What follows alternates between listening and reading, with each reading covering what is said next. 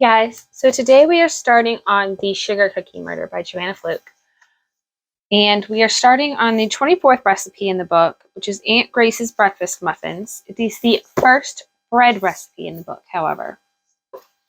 So, that will be this page, as well as this page. There. So, like I said at the end of the last video, this is basically the precursor to the Lake Eden community cookbook. So one of the difference between this book and the other books in the series is they don't have the recipes spread out throughout the book.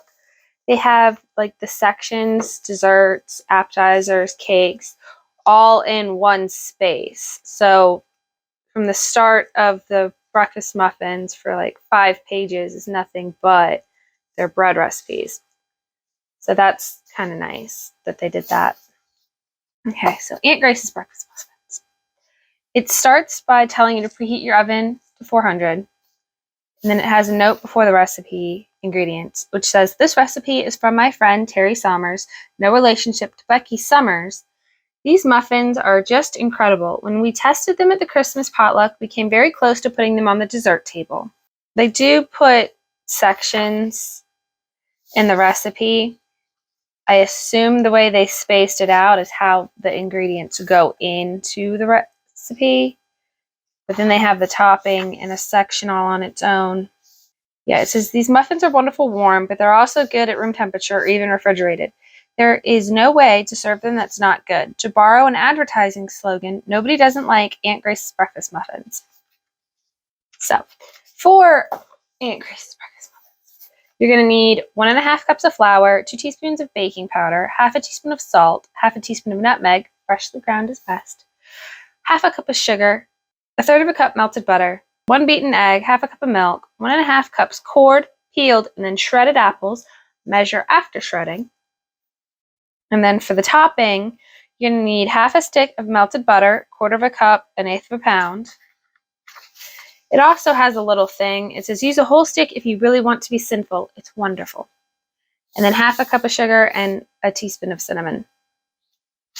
So that is everything we're going to need. It's all laid out in the kitchen. Let's get in there and get started. This is everything we're going to be using today, all laid out like they have it in the instructions. The first thing we're going to do is we're going to take our 1.5 cups of flour, and to this we're going to add the 2 teaspoons of baking powder, the half a teaspoon of salt, and the half a teaspoon of nutmeg. And we're just going to give that a little mix up with my fork here. Okay. I'm going to set that aside. And it says, in another bowl, take the sugar, the half a cup of sugar, and get that mixed with the 1/3 cup of melted butter. It does say that once you get it all mixed to let it cool to room temperature. The melted butter has been sitting the whole time that I was peeling and coring and chopping the apples, so it's already ready to go. To this, we're adding our 1 beaten egg, the half a cup of milk, and the shredded apples, the 1.5 cups of shredded apples. Now it says to add the dry ingredients we mixed up a second ago.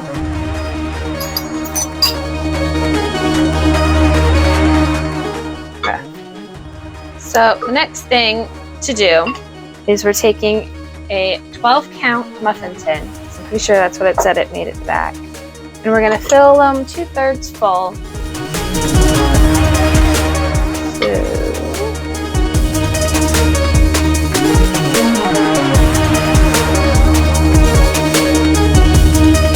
So this is what they look like before they go in the oven. And they're going to go in at 400 for 20 to 25 minutes. We have the muffins straight out of the oven. They're going to sit in the pan for 10 minutes, and then we're going to turn them out and keep going.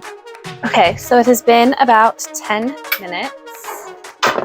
I'm just gonna pop these out of the tray. What it wants us to do now is we have our melted butter, the half of a stick, and then we're gonna take the half a cup of sugar and the teaspoon of cinnamon. We're just gonna mix those up real quick. Now it says to roll the muffins in the melted butter and then the cinnamon sugar. So just gonna go. Now I assume when they say this, they just mean the tops. I think. I hope. I don't know. Now this is the part where they made the note of using the full stick of butter, which I'm not sure why that would make a difference. You'd need enough to cover the tops regardless. I think it'd be about the same amount. And here's the final result. Okay, so what they come out looking like, Aunt Grace's breakfast muffins.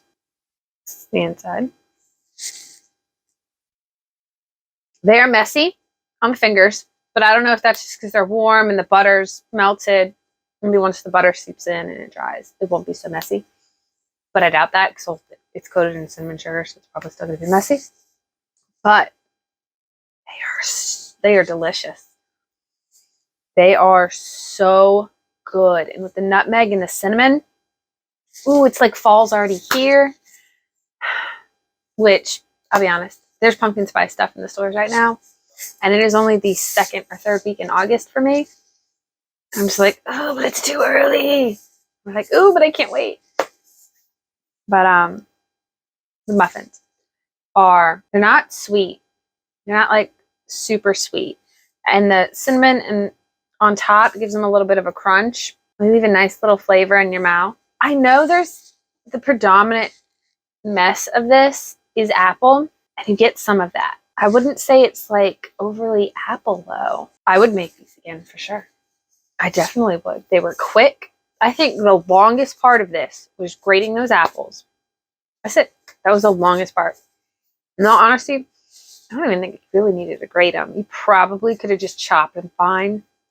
I used about 3 medium-sized gala, or no, I think they're Pink Lady apples is what I used. But they worked well. These came out really good. And like I said, I would totally make them again. Probably will. But next week, we are doing the next recipe, which is called the can bread. Now, I looked into this because I wasn't sure what in the world was up with it. But apparently it's because years ago, they used to make metal coffee cans, and they'd bake the bread in the coffee can to make it round. I do not think they make those anymore. I think they're all plastic now. But it does, say you can make it in a loaf pan and stuff like that. So that's what we're going to do. Yeah, so if you are interested in seeing the can bread and finding out about that, join us next week. Have a good one. Bye, guys.